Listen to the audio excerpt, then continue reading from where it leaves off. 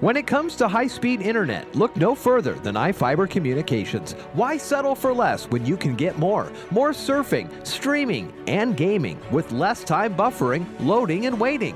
Choose between our 100 megabit per second or 1 gigabit per second connections and zoom down that internet superhighway. Sign up today, call 509-754-2600 or visit ifiber.tv. The city of Ephrata appears to be on the fast track in getting a roundabout built at the SR 282 Dodson Road intersection. Ephrata City Council voted unanimously in favor of funding a portion of the $120,000 project after an open house for the roundabout Wednesday night. Based on traffic volume, the city will contribute $10,000. The county expected to dole out $20,000 to $25,000, and the state will cover the rest of the cost, amounting to approximately $95,000. Ephrata City Administrator Wes Crago says the state's Department of Transportation approached the city about the problem crossroad. He has talked to the DOT several times about traffic control at Walmart, at now Washington Way and 282, and at Dodson Road.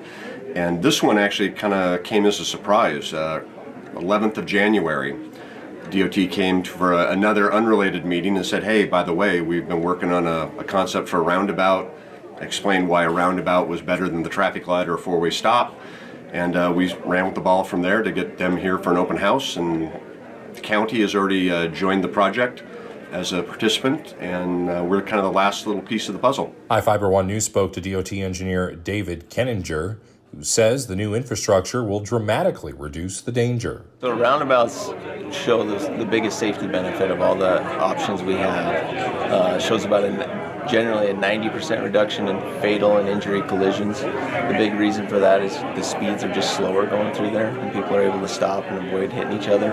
We do get a few rear enders, but even all collision types go down. I think all collisions go down by like 35%, give or take. And so that's better than a signal. We still have high speeds, and so we still end up with rear end collisions at signals. We still end up with people running red lights and then get T-bones at high speeds. So those are the type of accidents that generally result in injuries. Whereas with the roundabout, the conflict points are less, and it's usually a lower speed collision if there is a collision at all. And then our other option is a four-way stop, and that's just not very palatable on the highway. Open house attendees appeared mostly supportive of the upcoming endeavor, but others remain skeptical. I think this is a very good project. I've been kind of hearing off and on for multiple years it's going to happen, and this is something that we really, really need. So hopefully when this project goes good, they'll put one up at Walmart also, and that'll eliminate two bad intersections in our town. When you try to cross that road at any time, you just can't get across. And so this will slow traffic down and make it a little easier to get around, get from A Street onto Dodson Road and everything else. I go that way quite a bit, and it's a hassle getting there certain times of the day, so this is going to be kind of nice to have. I've had lots of surveying experience, and I've seen a lot of road designs, and I don't see this working in this location. It's pretty tight.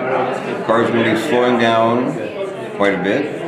Trucks are going to go to 5 miles an hour to get around this thing. Even in the Washington State Manual, there's a whole thing about how to design these things, and it's going to be tight. It's not a concern of ours. This roundabout, I think it's about 95 feet by 115 feet. Which is pretty good size roundabout. It's similar to some other ones that we have on the highway. It's not as big as the one at Mattawa, which I think is 140 feet, but the speeds are much less here, and the trucks will track around this roundabout just fine. The one thing that we do to accommodate the fact that it's smaller is the whole central island is mountable.